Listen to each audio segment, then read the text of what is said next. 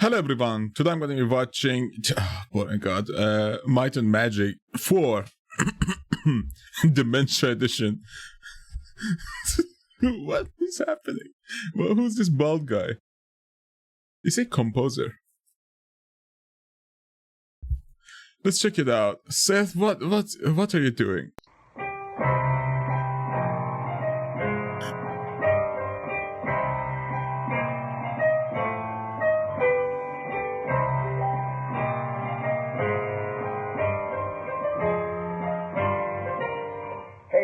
Oh, it's Paul Anthony Romero here. Hey people, okay. Seth here. Shout out to my man, Paul Anthony Might Romero, and Magic. the actual Oh my composer God. for the entire Might and Magic series. He made like 9 takes of this True. intro. Bless your True. autism. Today, we're doing 2 things for the first time. I only know him because of Co-optional Podcast.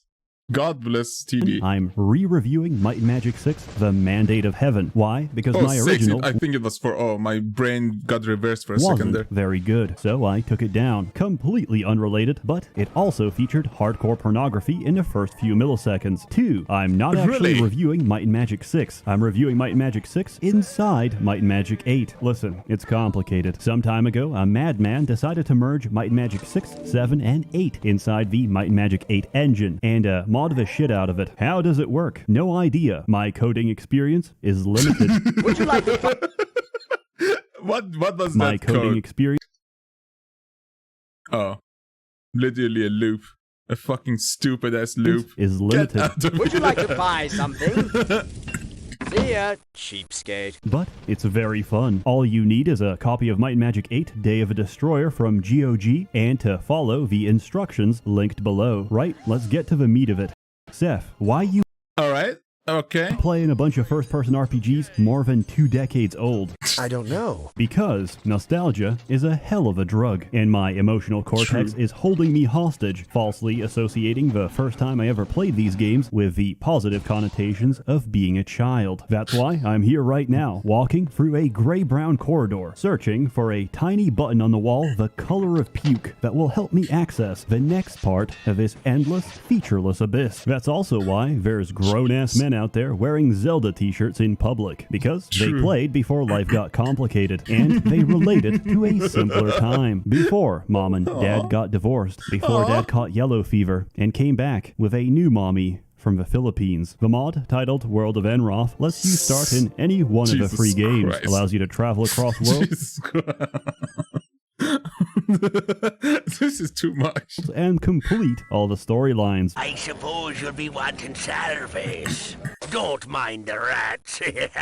The lore explanation for this is that the other 2 groups of heroes have been accidentally written out of time. This might sound ridiculous. On the other hand, I'm in a universe where I'm spending all my time getting the approval of the medieval United Nations so I can visit their oracle downstairs, which is actually an ancient supercomputer you have to restore by finding all 4 of its RAM sticks, so it can give you the Are you kidding me? prophecy that you will visit the Oracle and return upstairs with an ancient weapon that will help expel the devils from Enroth.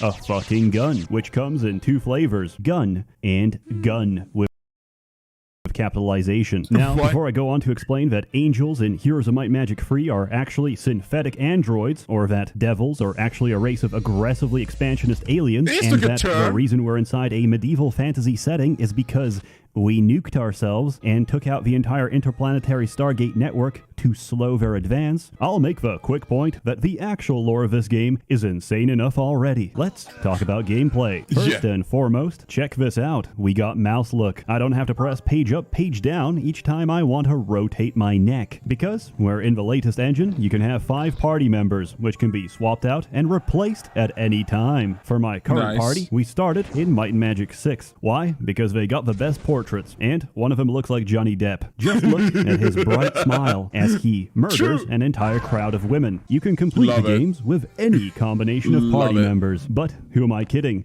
No, No, you can't. There's shit out there that turns you to stone, gives you autism, causes Medusa schizophrenia, induces bitches. narcolepsy, goblinization, smallpox, death, and eradication. Do you know the difference between death and eradication? With death, you still got a body to revive. With eradication, there is not a single atom left of your body. Good luck medicating a lack of existence. Oh my God! Thus, I strongly recommend you get a cleric and a sorcerer. Others claim you can survive with just a druid, but here's a hypothetical. Somebody dies, the druid can revive him. The druid dies, the druid can't revive him because he is dead. Immediately upon starting the game, you're going to click the left wall of a bank, take a scroll of fly, pop it, and fly to the top of a smuggler's guild. Do try to be quick, or you're going to find out what that little tower up there does. Click the wall and teleport yourself to a fucking endgame area where you're going to quickly evade all the dragons, get inside the shrine, and get a permanent plus 20 to all of your attributes. Then hug the inner wall and keep smashing left click until you teleport again. Imagine being so based that you program in a one-to-one replica of your development office. Include all the staff and include your boss as a fucking goblin you kill inside his office, because that's exactly what the staff of New World Computing did. Walk inside the office, go to the payroll desk, pay yourself a salary. You deserve it. Go to the canteen, load up on food, eat some curry, get food poisoning. Don't worry, we'll get revenge on the ones responsible very soon. Walk inside John Van Cannigam's office, become afraid,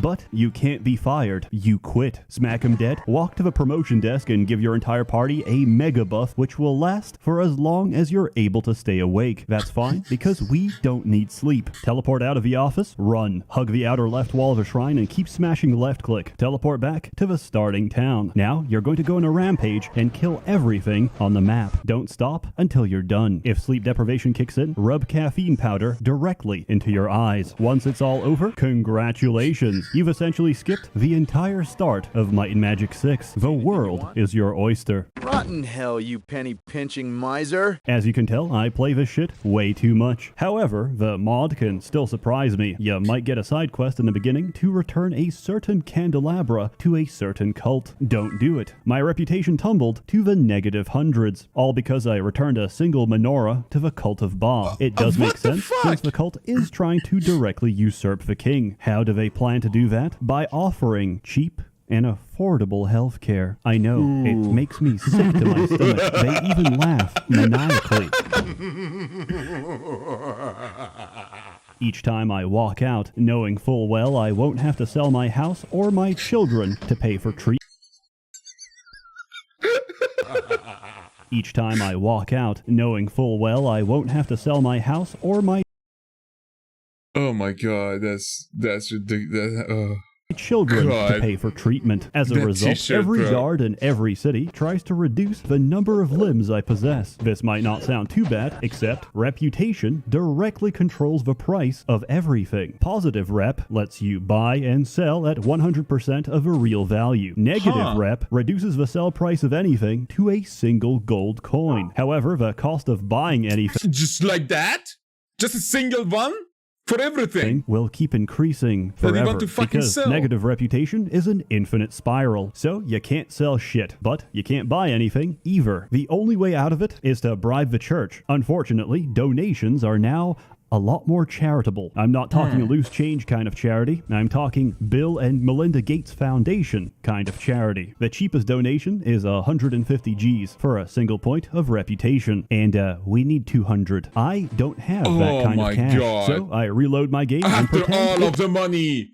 After all of the money, it's still fucking negative 80. Never happened. Except it did, and I saved over it, so I can't go back. Later in the game, I went to the Superior Temple of Ba and accidentally did a mini quest for them. Do not talk to that fucking head. Listen, I had something like 400 positive reputation. Let me show you how much I have now. Yeah, it's at a healthy negative 1400. I did some quick math, and I'm here to tell you, I can't afford shit. Luckily, when you jump across time and space, reputation doesn't follow. There's many locations where you can dimension door across worlds, but I found out I can just drink all the water in this fountain and take the secret express route. So I went to Might and Magic 8, got myself a member of the chosen people, and came right back. Now, nobody questions me. War crimes? Wait, they were so realistic. Chosen people, and came right back. Now, they're literally people. Nobody questions me. Oh War my crimes? God. Don't That's know any. great. I've grandmastered the merchant arts. What did that say? Self-inflicted. Oh my god. Jesus I've Christ. grandmastered the merchant arts, my hustle is supreme, and you will pay me a fair price for these shoes. Besides these 2 little hiccups, everything else in the mod works perfectly. Graphics have been upscaled to fit modern resolutions, which is great since you'll be spending most of your time staring at pixels. The only stuff which isn't baked in textures is the That's how old pre-rendered games used to scenes in work. the shops, houses, and taverns across the game. These still look really good for something made a century ago. Personally, I like to go drinking in Shadowspire. They know how to treat their elvish compatriots because they've got one in the fucking chandelier. There's now extra options to increase render distance and to turn on the weather, which, under every circumstance I've ever pressed it, makes it impossible to see shit. The music is delightful, as always. I never talk seriously about this, but Might and Magic has an insane soundtrack.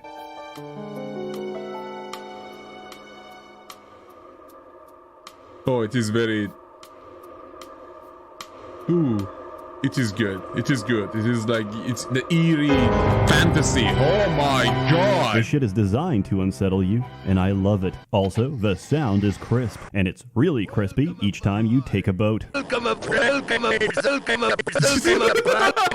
Might and Magic is a game with a simple thesis. Violence solves everything. In this game, we shoot first and justify it later. For example, Misty Islands. I need you to investigate an organization for evidence of corruption. How do we do that? We break in, we murder everyone. We find a single scroll that says we're corrupt, and we get justification for our preemptive massacre. That doesn't mean the game is simplistic. Compare the size and complexity of the average Might and Magic 6 dungeon to the average cave in Skyrim. No comparison. Many quests and dungeons in this game will drive you insane. What's that? You didn't realize that scroll of telekinesis on the floor wasn't random loot and actually was meant to activate an unreachable button you accidentally missed, and now you sold the scroll? Sounds like a personal problem. Did you just dive into a series of dwarven tombs without recording the steps you took, which may be necessary in case you ever want to leave? And my personal favorite, would you like to promote your monk into a ninja? Then I hope you like cryptography, because oh boy, I got a cipher puzzle for you. Luckily, people have suffered through this shit 2 decades before you, so the suffering is optional. This game has something for everyone. For 12-year-old me, this game was all about going to the wine cellar in Tatalia, killing the necromancers there, and reanimating them so I could look at their ass. Please understand, this was before we had internet. I didn't know any better, so I had to make do. To be fair, that is so much better than half the porn we have today. Everything's just so fucking cinematic and bullshit today. It's like Plato's allegory of a cave, except in this cave, everyone's a degenerate. If necromancers weren't available, my next best option was genies, medusas, and if I'm very desperate, water elementals. Listen, you don't know how tough you got it until you're looking at a fish and you're thinking to yourself, damn. Oh my god. I mean, to be fair, that's... There is something there. There's some stuff there, you know? It's obvious. You can't just beat off for nothing, but that thing, it's a pretty there's something there. Like I said, this game has something for everyone. So here's a list of features to entice the general public. Explore immersive, magical landscapes, which are composed of about 10 polygons. What did you expect? It runs on a 300 megahertz processor. Your refrigerator could probably run this game twice. Adventure through dark, grainy corridors, where the best way to navigate is by muscle memory, which you don't have. Acquire objectively better gear. Throw it away, because a real man dresses for fashion over function. Commit violence against everyone equally without discrimination. Originally, this game produced a lot of controversy after a Might and Magic player smacked dead a Hindu, believing he was a follower of Ba. Hard to believe, but true. And if you let me edit the wiki article, I can prove it too. Real talk, this game is actually quite endearing. The developers pretty much went around and asked people, yo, you want to be in a video game? Sweet. I'll make you a gypsy. That's why most of the portraits are actually real people. That's Dig amazing. through piles of trash. Catch STIs in the process. Drink from strange water sources. Get mutilated by a fucking minotaur. Go through the whole game in real time because you're not an arthritic old man. And switch to turn-based mode whenever it's more convenient. Abuse turn-based mode to fly up and down between animations and dodge every attack. Why touch the ground when you can just fly above the world and cast meteor shower all day? pay. Honestly, why would you even go into a dungeon when you can just buy all the items in town and enchant them for 10 times the original price? Learn the value of different skills, Ooh, such that's as awesome. Oops. disarm trap. Assert your dominance by yelling at the peasantry and forcing them to run through your magical minefield. Any death or injury is purely accidental. Besides, even if they do die, we can just reanimate them. No harm, no foul. Run around town and recruit the only two useful NPCs, an accountant and a banker, which take 5 and 10% of your earnings, but increase them by 10 and 20. In this game, there's no income tax, but there is tax on inheritance, and you pay that each time you die. How much exactly? 100%. Avoid that by storing your capital What? inside the Dark Elvish Central Bank. Your gold is safe with us. Visit the arena. Participate like it. in the arena, especially at low levels, where you'll be spending your time killing cats and strangling chickens. Visit the circus. They're always on tour. chickens? In one of the three most popular holiday destinations of the world. Werewolf That's Town, amazing. They Undead look Town, so and of realistic. course, Like tropical islands photorealistic. filled with The cannibals. fucking Disclaimer, Mark if is you so don't want to goofy. see hardcore pixelated gore of cannibalized women, don't go to Bootleg Bay. Conversely, if you're into that stuff, go to Bootleg Bay. That's something for some Don't people go to Bootleg who Bay. are so Convert- messed up. What the fuck? To be fair, that's not really that high quality for me to be If grossed you're into out that though. stuff, go to Bootleg Bay, cast Armageddon, nuke the entire map, and kill everyone in town. Lose not a single point of reputation. Sell a single human bone to How? a private collector. Lose 5. Actually enjoy the world and get immersed into it, despite the fact that none of this shit makes sense. In conclusion, I give this mod and all the plasma games merged rifle. inside it a childhood out of 10. I'm extremely biased, and I know it. Remember, you only need Might and Magic 8 for the mod to work. But if you're interested, I hustled my man at GOG to put all the Might and Magic games on sale. Follow my link, and you get discounts on all of them. All As of them always, for more content to $8. come, so stay tuned. A warm thanks to the many members of a Merchants Guild generously funding and bankrolling these videos. Except this one, it's also a freebie. You're all truly wonderful. Have a good one. I mean, okay, the game sounds amazing. The game sounds amazing. But other than that, why? Just go play Oblivion. Even Marvin would be a better fit for this. Is just, that was insane. Maybe just get the soundtrack, like download or buy the soundtrack or on Spotify or something. See you later.